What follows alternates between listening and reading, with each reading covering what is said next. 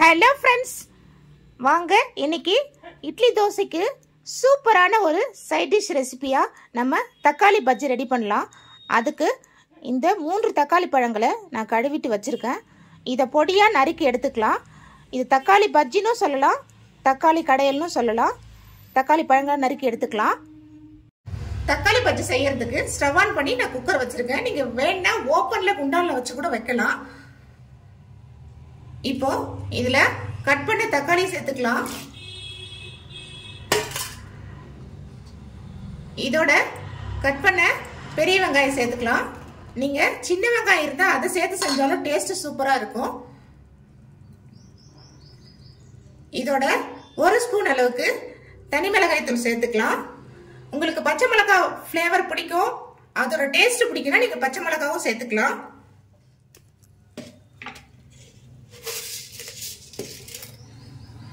இதோட இதுக்கு தேவையான உப்பையும் சேர்த்துக்கலாம். இப்போ ஒரு டம்ளர் அளவுக்கு தண்ணி சேர்த்துக்கலாம். தண்ணி சேர்த்துட்டு குக்கர் மூடி போட்டு மூடி வச்சுட்டு இட்டு போட்டுடலாம். போட்டுட்டு ஒரு 4 விசில் அளவுக்கு விட்டுக்கலாம்.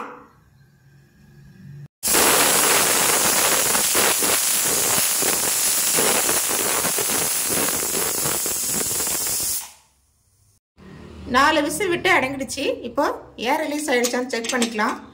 ஏர் ரிலீஸ் ஆயிடுச்சு. இப்போ ஓபன் பண்ணிக்கலாம். சூப்பரா வெந்துருச்சு பாருங்க.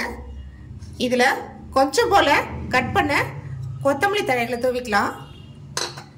இதோட கொஞ்சமா வெல்லம் சேர்த்துக்கலாம்.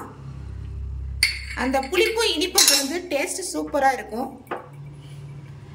இது அப்படியே மத்து வச்சு நல்லா மசிச்சு விட்டுக்கலாம்.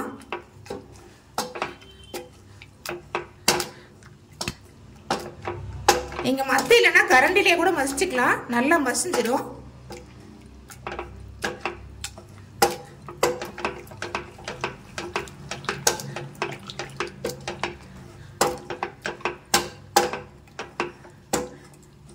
சூப்பரா மசிஞ்சிடுச்சு. இப்போ இதுக்கு சின்னதா ஒரு தாளிப்பு கொடுத்துக்கலாம். தாளிக்கிறதுக்கு ஸ்டவ் ஆன் பண்ணி தாளிப்பு கரண்டி வச்சு எண்ணெய் ஊற்றி வச்சிருக்கேன். எண்ணெய் சூடானதும் அதுல கடுகுளுந்து சேர்த்துக்கலாம்.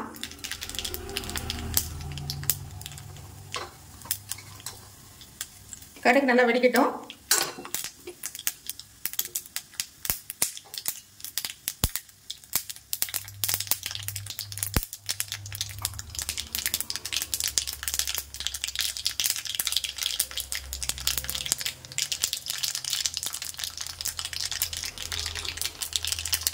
கடுகு வெடிச்சிச்சு.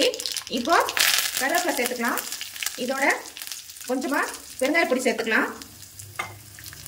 இது அப்படியே தக்காளி பச்சையில சேர்த்துக்கலாம்.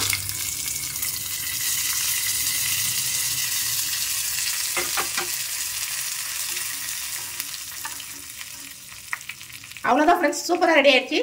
சர்வ் பண்ணிட்டு உங்களுக்கு காமிக்கிறேன். பாருங்க ஃப்ரெண்ட்ஸ், சூப்பரா கமகமன்னு வாசத்தோட நம்ம தக்காளி பஜ்ஜின்னு சொல்லக்கூடிய தக்காளி கடையில் ரெடி ஆயிடுச்சு. நீங்களே இதே மாதிரி ஒரு தடவை ட்ரை பண்ணி பாருங்க. குழந்தைங்களுக்கு கொடுக்குறப்ப இதோட நெய் சேர்த்து கொடுங்க, ரொம்ப விரும்பி சாப்பிடுவாங்க. பெரியவங்கலேருந்து சின்னவங்க வரைக்கும் எல்லாருக்குமே இது ரொம்ப பிடிக்கக்கூடிய ஒரு ரெசிபி. வீட்டில் பருப்பு இல்லாத சமயத்தில் டக்குன்னு தக்காளி வெங்காயத்தை வச்சு இந்த ரெசிபி ரெடி பண்ணிடலாம். புளிப்பு இனிப்பு காரம் எல்லாமே சேர்ந்து சூப்பராக இருக்கும் இந்த ரெசிபி சாப்பிட்றதுக்கு. ஒரு தடவை இப்படி இட்லியை புட்டு இந்த பஜ்ஜியில் இப்படி முக்கி அப்படி சாப்பிட்டு பாருங்க. சும்மா அருமையாக இருக்குங்க இந்த ரெசிபி. சுட சுட சாப்பிட்றப்போ எத்தனை இட்லி வேணாலும் உள்ளே இறங்குங்க. நீங்கள் கண்டிப்பாக ஒரு தடவை ட்ரை பண்ணிட்டு பார்த்துட்டு எனக்கு கமெண்ட் பண்ணுங்கள். இந்த ரெசிபி உங்களுக்கு பிடிச்சிருந்தா லைக் பண்ணுங்கள், ஷேர் பண்ணுங்கள். அப்படியே மறக்காமல் நம்ம சேனலை சப்ஸ்கிரைப் பண்ணிக்கோங்க. Thank you friends.